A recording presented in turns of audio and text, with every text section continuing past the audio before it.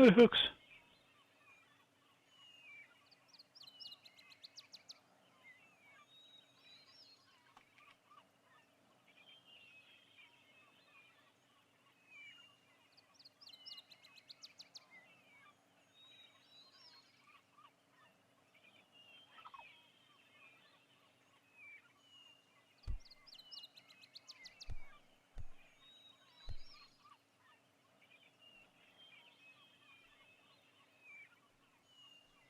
Everybody hear me okay? Yep. All right. Well, we might as well go ahead and get started. Alexa, do you want to kick us off? Sure. Let's see. Bakes on Mesh, we're getting really close. We had a couple fixes we needed to do. We needed to get a new universal icon for the new type of items in inventory. I think we've got one more thing we're tweaking, but that's very close. EAP, we have a build that's almost done. We're about an hour away. It's going to go to QA over the weekend, and hopefully we will have it ready to go on Monday. A lot of really positive changes. Water is better, the transparency is fixed. The difference between ALM off and on are not as drastic as far as the environment and it being too bright on one side and too dark on the other side. It's much closer. Overall, the different day cycles, sunrise, midday, sunset, are much closer to where they were in default. And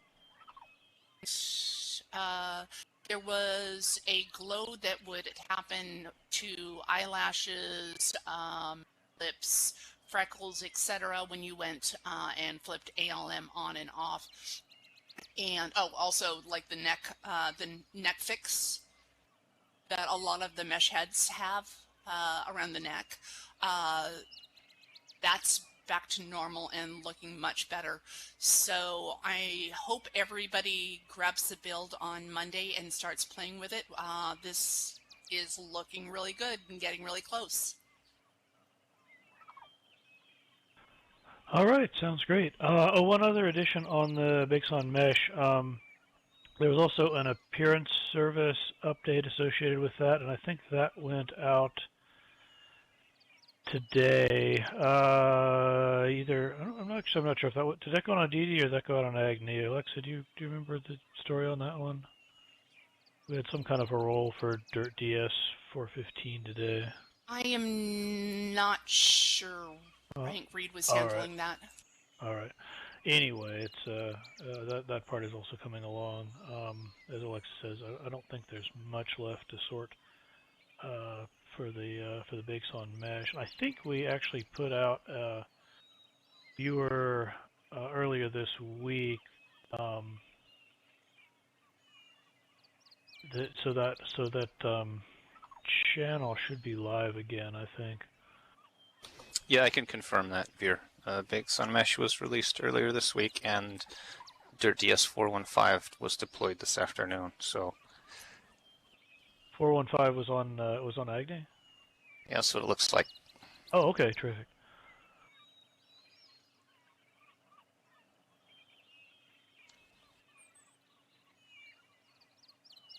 Let's see. I see a writer here this week.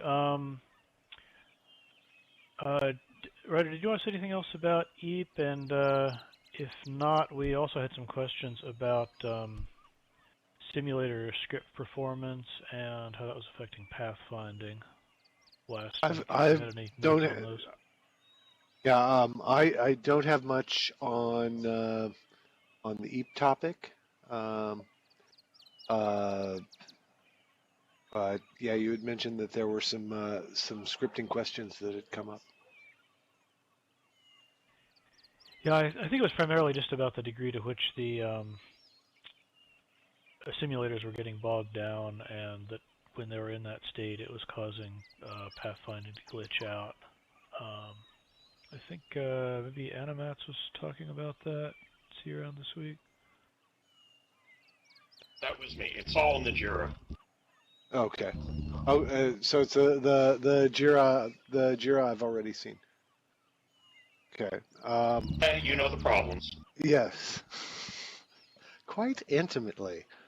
So there are some simulator fixes coming up that that will hopefully provide some better performance on the more expensive script events, in particular chat and sensors, which were taking an ungodly amount of time. We also have very soon, I keep getting told,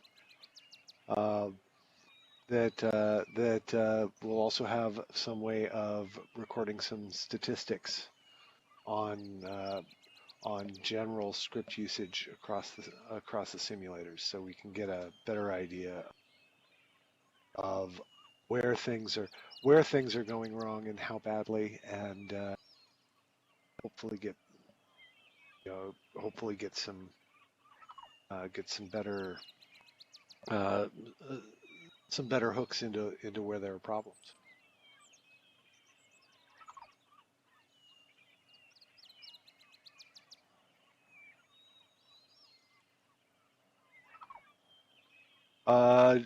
Animats, yes, actually. I have some very good.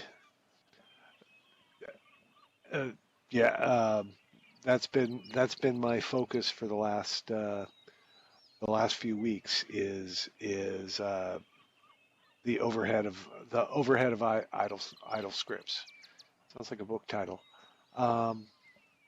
And I have been like I said, I've been able to knock down considerably the time required that many scripts were using to figure out they didn't have any events to process.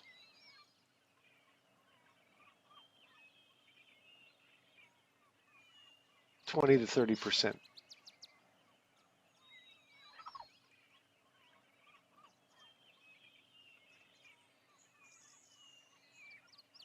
But mileage, I'm throwing that out tentatively because actual mileage may vary. In response to the question a little ways up, yeah, we're definitely still actively working on EAP. The reason Ryder hasn't been doing as much with it lately is because the UI has been in a fairly finished state, and most of the remaining issues were graphics shader things that were more in Graham's court. But we're definitely trying to crank that out as soon as we can.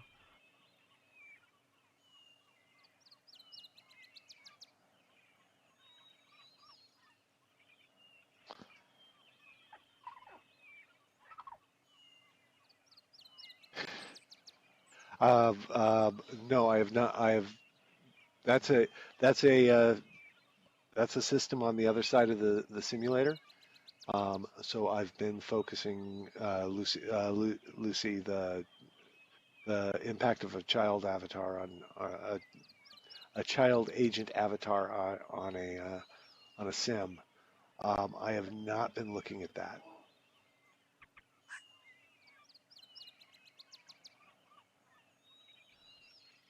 There's also a question about the best place to get new viewer downloads. Yeah, secondlife.com/downloads should definitely be the place for that. If there's an issue with getting them from there, then let us know and we'll try to get it fixed.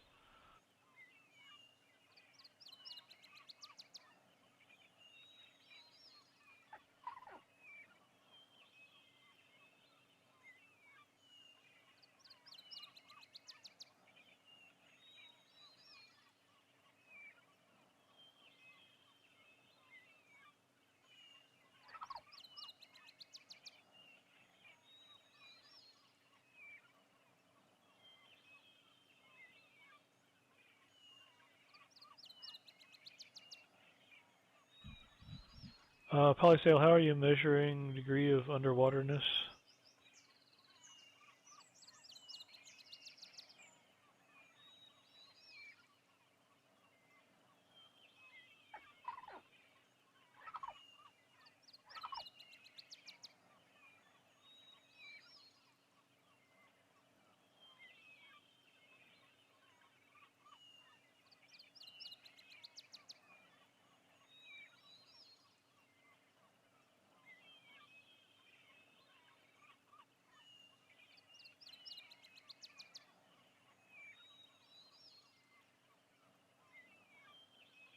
Well, hopefully Polysale will be able to address those numbers. You know, I'm not promising to get every sim up to 100%. But depending on the scripts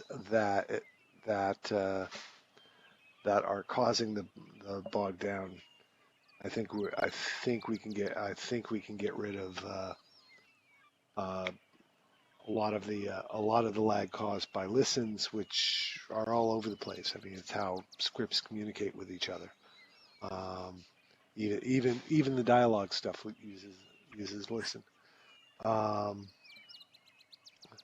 The there were some really inefficient things being done in the way sensors sense things. Tautological Linden is tautological, and that's been I've made a big hit on those. So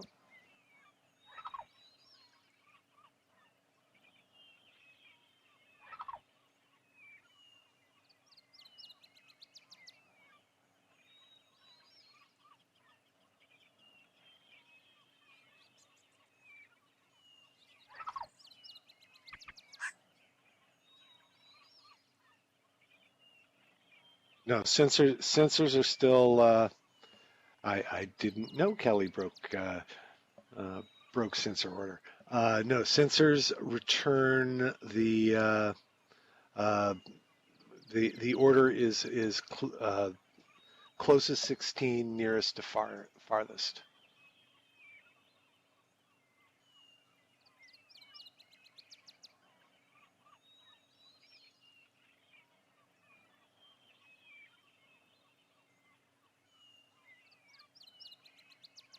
And yeah, open listeners are were a huge problem. There was one region I snagged had it had multiple open listeners on 2,000 channels.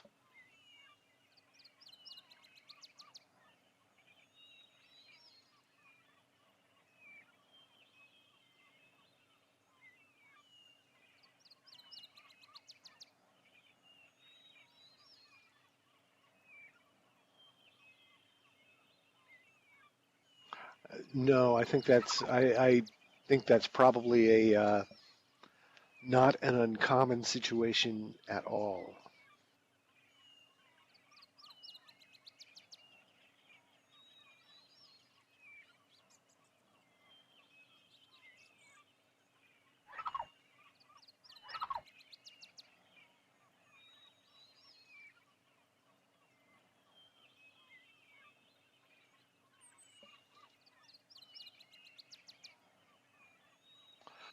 There are some things in the works for after July animats that will give you some more tools to look at what scripts are doing at at at the actual usage from scripts.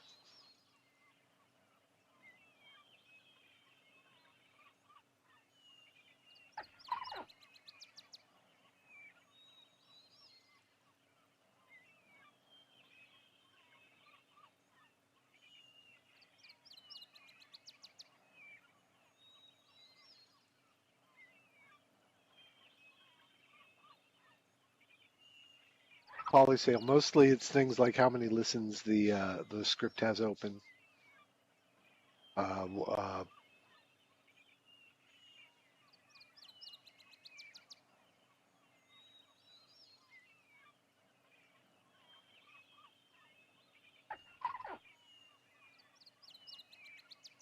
I'm not sure about that feature at all, Adamats. Rising dots for object updates.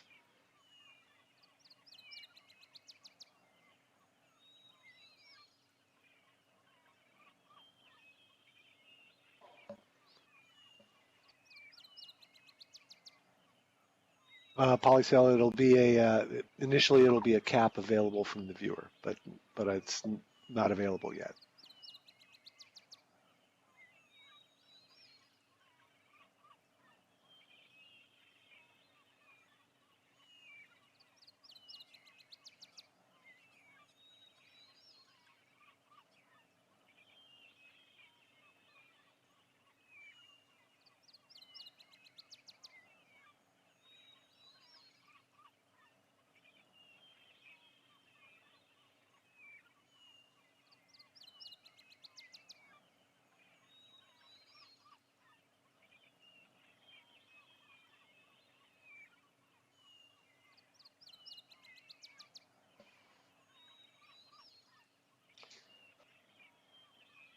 I will check that out. We might that might actually be an interesting way to present the information.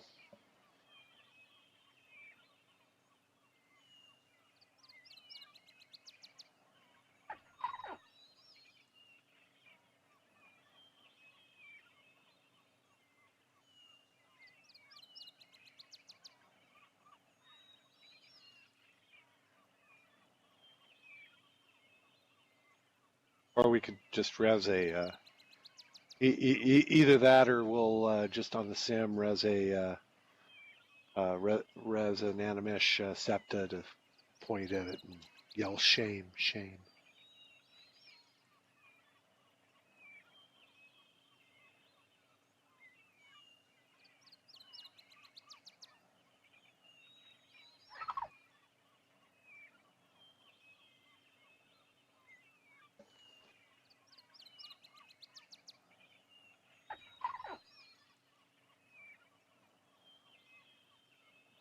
I try.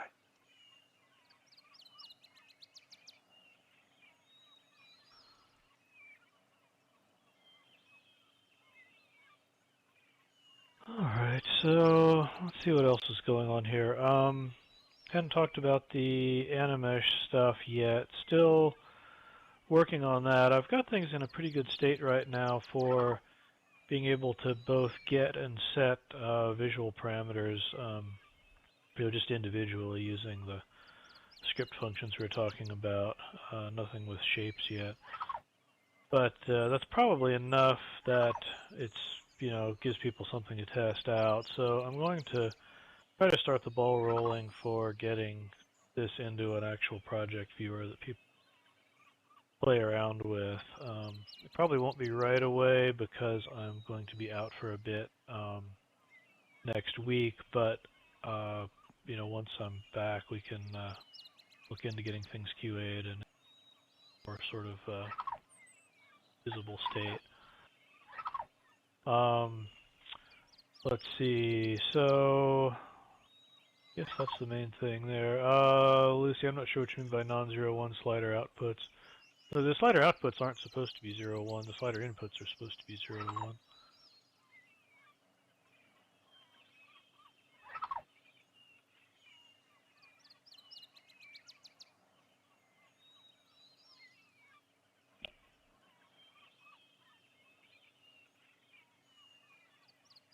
There's really a couple of different ways you can specify the slider values, but I mean the normal way that people interact with it as users is you just see a a slider that goes from 0 to 100. So mapping that into some standard range. In this case, I'm doing 0 to 1. Is probably what makes the most sense. I mean, it's most similar to what it's to. Under the hood, there's all most of that stuff kind of implementation details.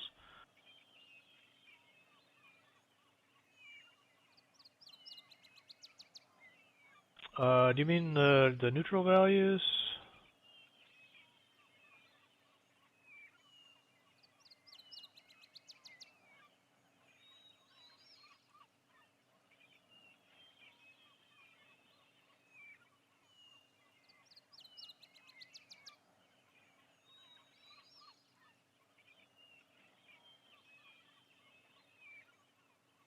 Yeah, so you mean the values that we have listed as neutral values for those, right?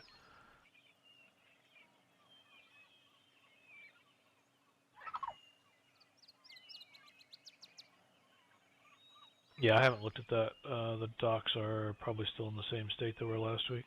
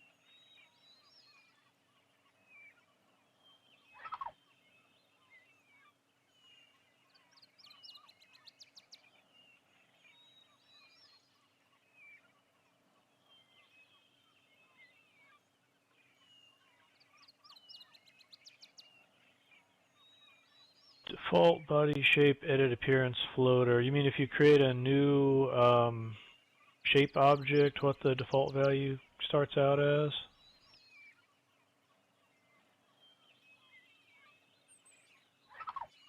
Yeah, that's if that's what you mean. That's not actually what the neutral column is trying to tell you. Whether or not what it's telling you is correct, but I can see that that might also be useful information. Yeah, I'll take a look at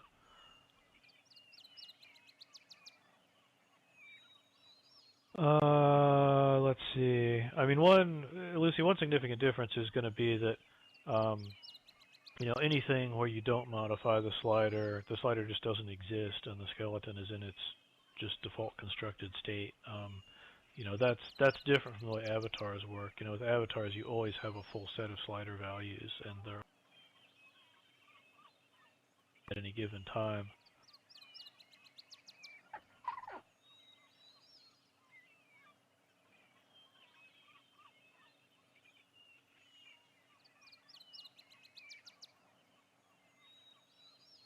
Let's see. Question about. Yeah. Once there's actually something to try out, I'm sure we can have a better discussion about this. Let's see. NMS asks about any progress using bakes on mesh to change animesh clothing. No, that's a later thing. I don't. Even if we do, you know, bakes on animesh, it might be in a later project, but in any.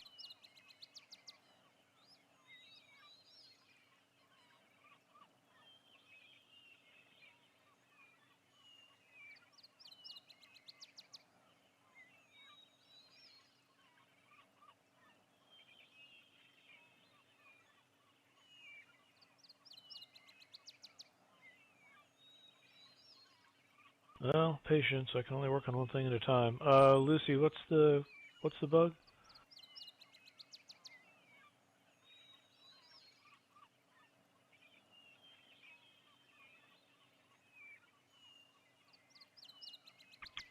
Mac Linux mesh rendering bug. Now that sounds familiar, but I've got to look it up. Just a second.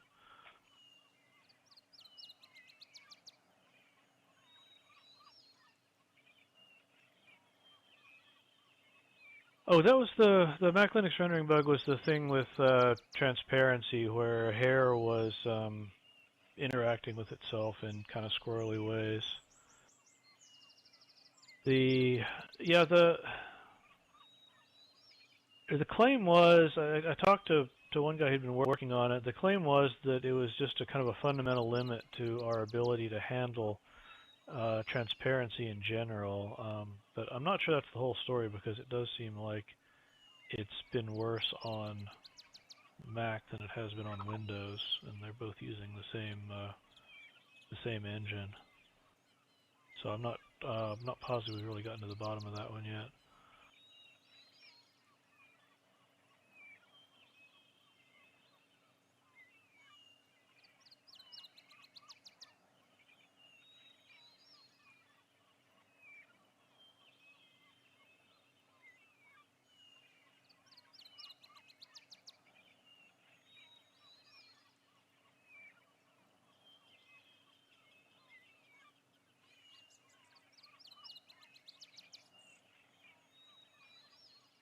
Login wearing an Animesh object. Body shape does not load until I detach the Animesh object. That's interesting. That sounds like the... I haven't seen that before. It sounds like it might be a bake service issue where the bake service is choking on your Animesh object, and then it isn't sending you an appearance. There's a debug setting called, I think it's debug avatar appearance messages. If you enable that, you can see whether you've actually been sent a current appearance message or not. If you're clouded, you probably haven't been sent a current appearance message, and if that's the case, then that probably is an appearance service issue. So anyway, it would be great if you could file a JIRA on that. If we have details, then we have something we can try to track down.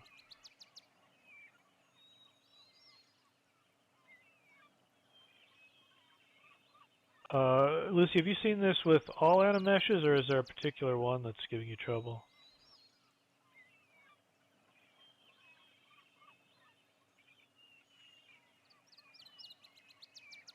Always the dog, and that's been working before, and it's just stopped at some point, or has it always been acting up?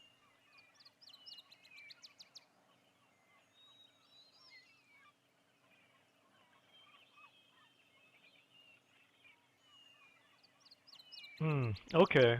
It's conceivable that that was affected by some update to the appearance service. It's possible the issue is something else too, but that's my kind of best guess, not having actually looked at it. So yeah, if you can file a JIRA, that would be the best way to get us working on it.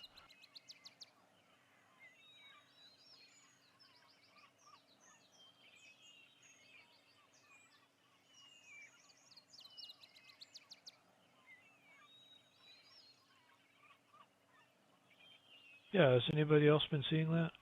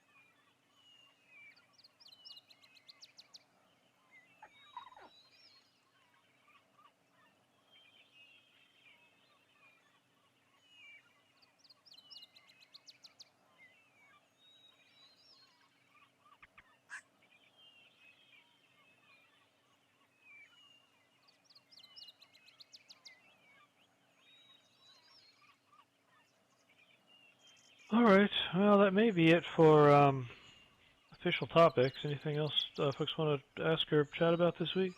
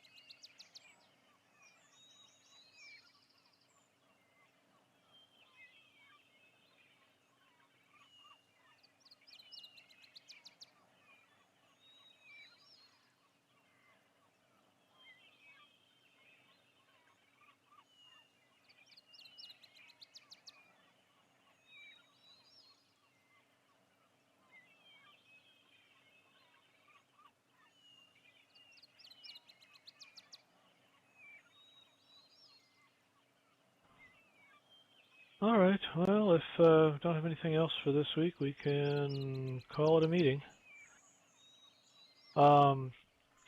Let's see. I will not be around next week, and the meeting also won't be around next week because I think there's also a company all hands. That's our usual thing at the beginning of a new month.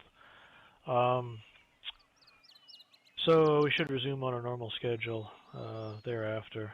I'll need to update the wiki page on that.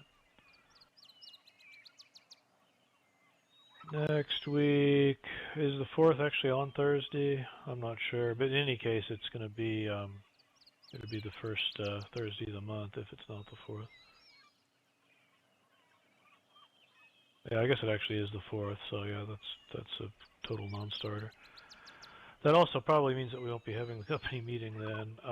So it may be, yeah, we may actually not have a meeting for 2 weeks because it looks like our conflicting meeting is on the 11th, then later in July. So anyway, I'll update the schedule and talk with y'all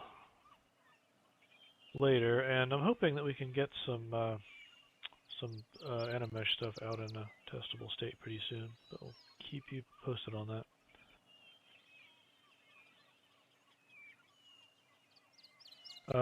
Yeah, I think it's going to be 3 weeks till our next meeting.